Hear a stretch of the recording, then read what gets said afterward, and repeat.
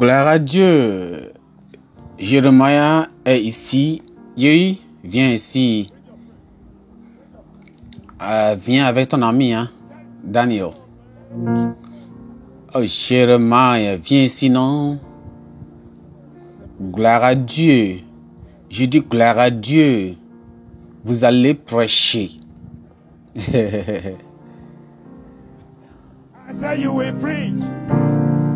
Je dis vous allez prêcher au nom de Jésus. Comment ça va? Je viens de Chicago. Je suis à l'école de la médecine. Il me reste quelque chose de 5 mois pour que je finisse.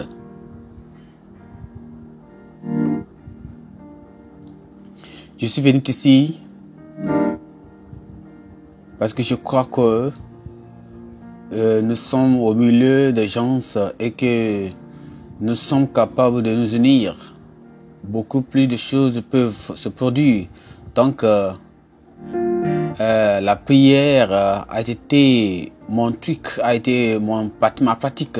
Et surtout parce que j'ai donné ma vie à Christ. Et ça a été tellement merveilleux, c'était tellement beau. Mon témoignage est unique.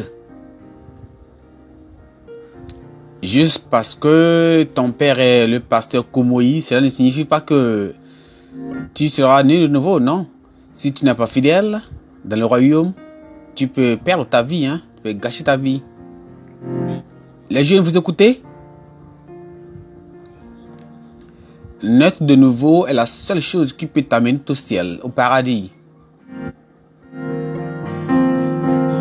Mais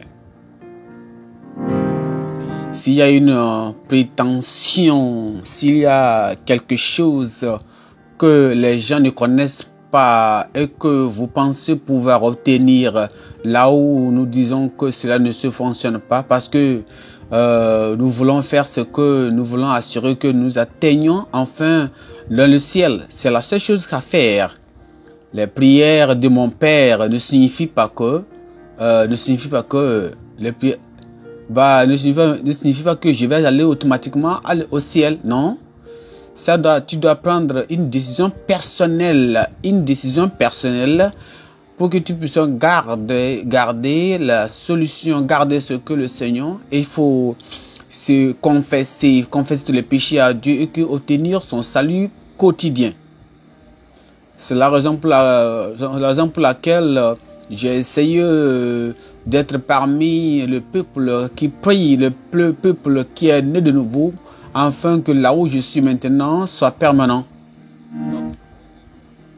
Je n'espérais pas que le pasteur fasse ceci, mais je remercie le Seigneur parce que c'est une opportunité pour moi encore de pouvoir vers les témoignages, donc parler aux frères, aux bien-aimés de ce que le Seigneur a fait dans ma vie. Et parler avec le peuple de Dieu, mon expérience avec l'église, l'expérience que j'ai eue dans l'expérience de mon salut. C'est la raison pour laquelle je suis ici.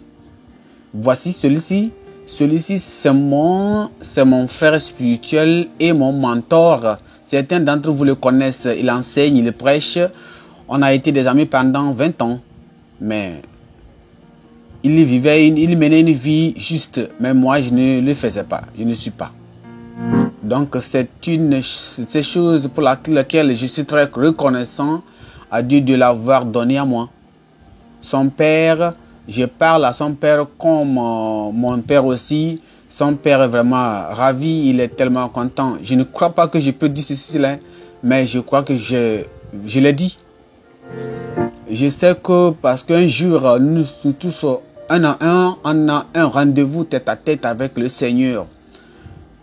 C'est pas parce que la personne proche de vous ne mène pas une vie saine, la raison pour laquelle vous allez refuser de ne pas parler avec cette personne ou vous allez refuser d'être en amitié avec cette personne.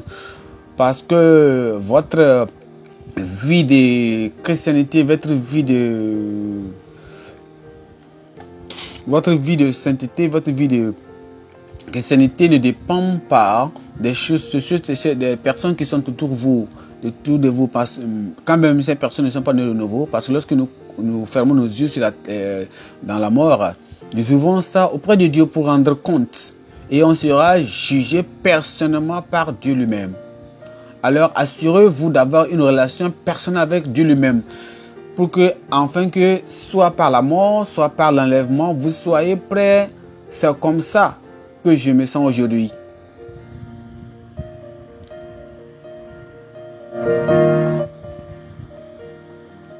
Gloire à Dieu. Louez le Seigneur. La bonne chose qui peut arriver à toute personne, c'est d'être né de nouveau, d'avoir le salut. Parce que Dieu a eu un plan pour nous tous, pour nous tous deux. Dieu a voulu me sauver d'abord avant de lui sauver. Il a voulu me sauver d'abord avant de lui sauver. Ce que nous disons aujourd'hui, c'est très bon, ça se sent très bon, mais c'était une longue bataille. J'étais un occultiste. J'étais tellement un homme terrible. J'étais un occulte. Et je peux disparaître d'ici et apparaître à l'autre côté. J'ai fait des choses tellement diaboliques. J'avais d'habitude d'aller à la nuit quand les gens dormaient dans des endroits où je ne voudrais pas, même les enfants soient là, où il y avait des alliances que je fais avec des incantations des gens. Les gens me craignaient. Mes propres frères biologiques me craignaient. Et l'un d'eux m'a dit une fois, il a demandé à notre père, il a demandé à ma mère, tu es sûr que celui-là c'est notre frère? Parce que j'étais une personne terrible et j'étais tellement nuisible. Il a pris Dieu pour me sauver personnellement. Je pouvais venir à l'église et regarder les gens prêcher et savoir si le pasteur était un faux, parce que j'étais en relation avec le diable. Et quand je vous regarde, je sais que vraiment si vous avez la marque de Dieu sur vous, ou bien vous n'êtes pas enfant de Dieu. Je voyais beaucoup de personnes dans l'église, certains membres de l'église qui étaient dans l'église. Ils ne savaient même pas, les 16 personnes n'étaient pas des enfants de Dieu, et je peux faire de quoi je fais avec eux. Et je connais depuis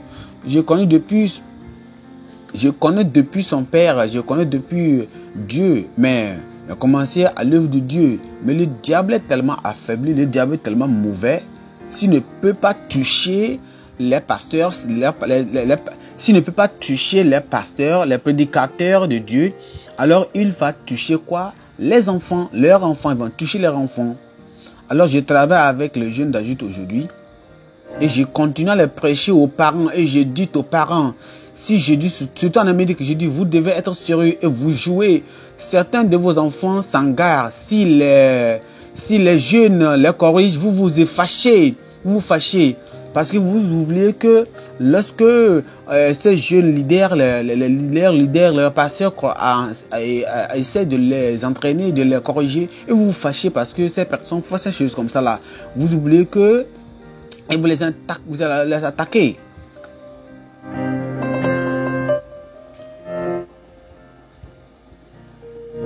Il faut savoir que il y a beaucoup de personnes qui entendent la pardon. Son père c'est un pasteur. Et voici un jour comment mon salut est arrivé. Un jour son père prêchait, c'est-à-dire le père de Jérémie ou le père de Jérémie. Koumoui, son père, le pasteur Koumoui prêchait et il était à l'église. Il dit, il a entendu une voix claire dans son oreille.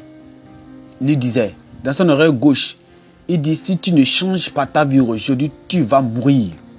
J'ai tourné à ma gauche, j'ai tourné à la droite, et quand j'ai vu ces deux personnes-là, ils sont en train de regarder dans leur Bible.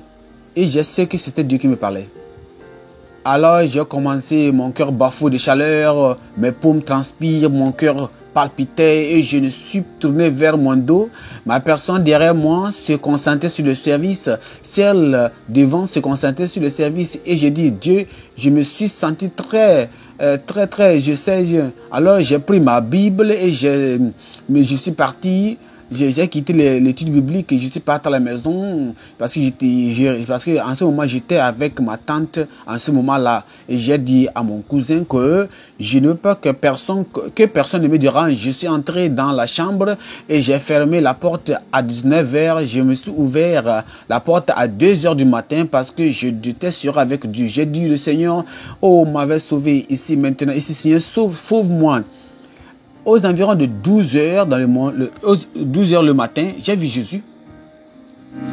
Et je l'ai vu, il s'est fait d'argent, quelque chose que je ne sais comment même le décrire dans ses... J'ai vu, il était comme il était sur le lot goûtant, l'eau qui vraiment, et c'était comme l'eau qui était scintillante et qui courait ses bras, et je regardais alors et j'étais là-bas, j'ai dit, Seigneur, ne reste pas là-bas, viens me sauver, je suis impuissant, je sais que je vais mourir. Après un moment, il s'est tourné, il a pris un seau d'eau et il s'est approché de moi, il a versé l'eau là sur moi. C'était quoi? C'était le nettoyage, c'était la purification. Et immédiatement après, vous savez, il y a une voix qui me disait, maintenant, tu dois confesser tout ce que tu faisais pour que tu puisses avoir la liberté. C'est la raison pour laquelle certains moments, quand moi j'écoute les gens dire que moi je suis sauvé, et je me moque d'eux. Parce que je vous regarde, je sais que vous n'êtes pas nés de nouveau. Certains de nos jeunes gens, les jeunes hommes, adultes, vous n'êtes pas nés de nouveau, vous n'êtes pas sauvés. Vous devez aller vers le Seigneur Jésus, n'est-ce pas? Parce que tous les maquillages religieux que vous faites, l'habillement propre que vous faites, vous vous dressez bien avec tout cela comme ça. Au-dedans de vous, vous savez que vous n'êtes pas nés de nouveau. Vous devez aller rencontrer le Seigneur personnellement. Et parce que si vous continuez cette vie-là, vous allez aller en enfer. Il faut être sérieux. Si quelqu'un dit qu'il est sauvé, il est dans l'alcool, il est dans l'adultère, il est toujours dans le mensonge. Et la Bible est réelle, hein? La Bible est réelle. Alors, je suis allé vers mon pasteur, mon pasteur qui était mon père national. Et mon père c'est un pasteur national. Et je suis allé vers lui, le dire, et j'ai aussi dit mon père, mon pasteur local, et j'ai commencé à leur avouer. Ils m'ont dit, j'ai dit à mon propre pasteur local, j'ai dû prier, ils ont dû prier pour moi. Pendant qu'ils priaient pour moi, un énorme oiseau noir s'est envolé de moi, et c'est comme ça que j'ai su que j'étais vraiment délivré. Et que était arrivé en ce moment-là toute cette colère bouillante, parce que en ce moment-là, avant, quand je me fâche, je dois tuer. Si je ne veux pas le sang, je ne suis pas en paix. Si je ne veux pas de sang, je ne m'arrête pas. J'ai pris un ventilateur industriel entier une fois, ma main droite, et j'allais le jeter. J'ai presque battu ma propre mère à mort. Il a amené mon père, c'était mon père qui m'a vraiment étranglé, c'est mon père qui m'a arrêté que je ne batte pas cette femme-là à mort. C'est ce que j'étais à ce moment-là, à cette époque. Mais après la délivrance, tout a changé, tout est changé. Et puis après, vous savez, merci à Dieu, gloire à Dieu, merci on remercie le Seigneur. Mais après cela, cette délivrance-là que je dis, tout est changé. Puis après alors, vous savez, merci le Seigneur Jésus que les chrétiens les chrétiens avec qui j'étais, des croyants très matures, parlent le genre de chrétiens que nous avons dans nos églises. Nous ne savons pas ce qu'ils font. Et ils nous disent que, maintenant vous êtes libre maintenant, hein, vous devez être rempli du Saint-Esprit. Vous priez pour le Saint-Esprit. Pour le baptême du Saint-Esprit, vous devez donc inciter sur la sanctification, le baptême du Saint-Esprit. Et je suis parti lire le livre des Actes des Apôtres. Et j'ai dit que si c'est vrai, cela doit arriver dans ma vie, hein, parce que maintenant, je serai maintenant vulnérable. Et tout ce pouvoir n'est pas là dans ma vie maintenant. Je ne pourrai même pas disparaître d'ici et apparaître de l'autre côté maintenant, parce que ce pouvoir n'est plus encore à moi. Alors je ne suis plus encore invisible comme avant. Et j'ai commencé à prier au Seigneur. Et cela est arrivé un jour où tu sais, il allait rejoindre les gens de la foi pour prier avec moi. Et ils m'ont lu Matthieu chapitre 5, le verset 6. Il dit merci ceux qui ont faim et ont soif de la justice, car ils seront rassasiés. Et il m'a dit, juste au Seigneur, Seigneur, j'ai faim. Et ils m'ont dit, dis cela et dis Seigneur, j'ai soif, j'ai soif, j'ai soif, sonde-moi. Alors dans quelques secondes, mon visage a pris feu. Mon visage a pris feu. Ce n'était pas physique, ce n'était pas visible comme ça, mais j'ai vu ça. Et ma langue a changé. J'ai commencé à parler j'ai commencé à parler en chinois mandarin pur, et clair. Et c'est ainsi que le Saint-Esprit est venu sur moi. Et depuis ce jour-là, chaque mois que je suis en prière et que je parle au Seigneur, il prend ma langue et ces divers dons et de la conférence des jeunes que nous avons eu plus tôt cette année-là, le pasteur Ike prêchait. Et vous savez que mes menteurs m'ont dit que, eh bien, si tu reçois le Saint-Esprit, il y a encore plus de niveaux. Il y a encore, si vous avez reçu le Saint-Esprit, il y a encore plus que vous pourrez encore recevoir lorsque vous avez le Saint-Esprit. Alors, j'ai commencé à dire au Seigneur dans la prière, j'ai dit, Seigneur, amène-moi à un autre niveau. Qu'en est-il du don diversifié des langues, qu'en est-il des autres dons? C'était dans cette conférence des jeunes, la conférence des jeunes que j'ai eu ce baptême, cette puissance. Dieu peut vous rencontrer n'importe où. Et lorsque pasteur Ike il chantait cette chanson là et en prière, et j'étais là-bas en disant et d'un coup, pendant que je parlais, je me suis entendu parler des langues que je ne connais même pas et je n'ai jamais apprises. Juste merveilleux, précieux. Tu sais, l'expérience du Saint-Esprit, ça va me prendre beaucoup de temps pour finir. Alors, mon ami qui est ici devant moi, Jérémie, tu sais, j'ai commencé à lui parler. Il savait quand j'étais sauvé. Il savait que j'étais sauvé parce que je l'avais appelé et je lui ai dit que j'avais dit que la vie que je menais là, c'est fini maintenant. J'ai fini avec cette vie d'avant. Toi aussi, tu dois aller confesser à ton père. Tu dois aller confesser et faire savoir à tout le monde ce que nous on faisait. Tu sais qu'on était ensemble dans l'occultisme.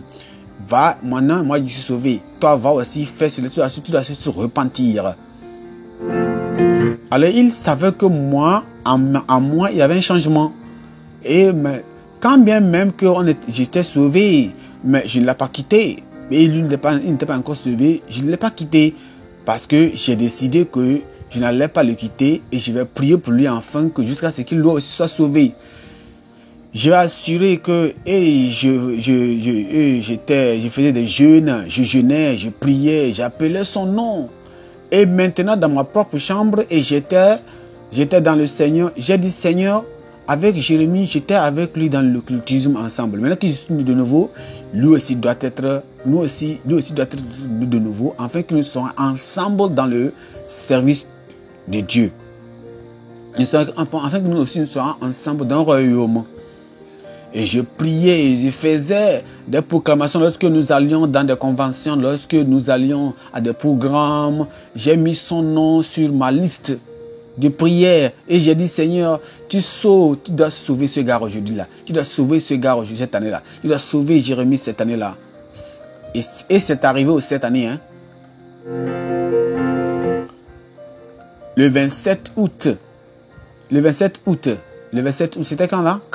Ok, c'était le 14 août. J'ai oublié un peu le temps.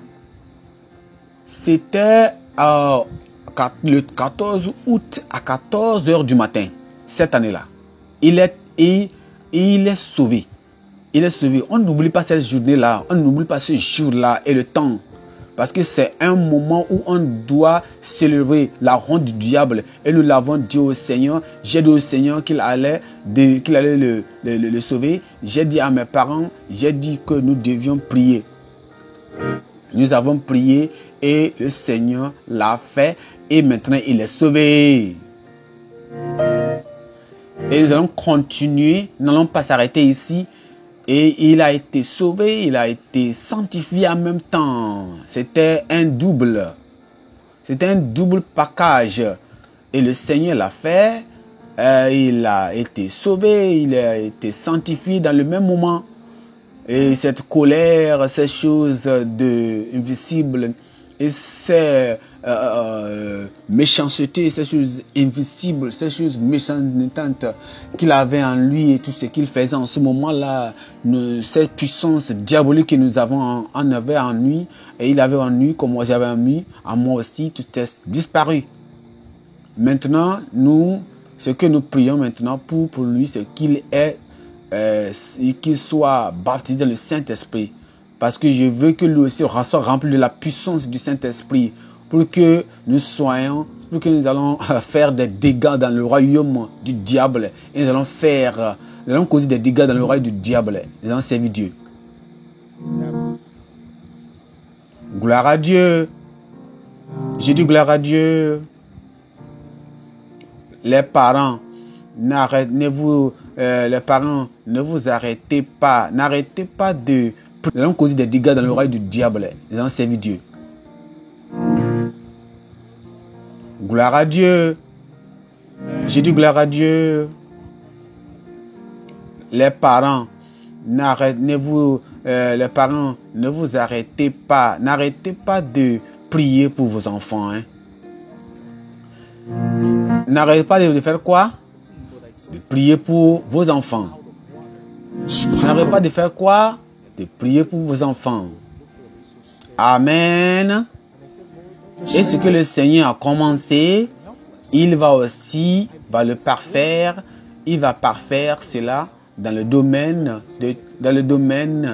ce domaine au nom de Jésus. Cet homme, Jérémie, c'est un pasteur. C'est un prêcheur, c'est un prédicateur. Et vous savez que celui-ci, Daniel aussi, c'est son père. Son père, c'est un pasteur national et c'est mon ami. Son père, c'est mon ami. On le met sur le Seigneur.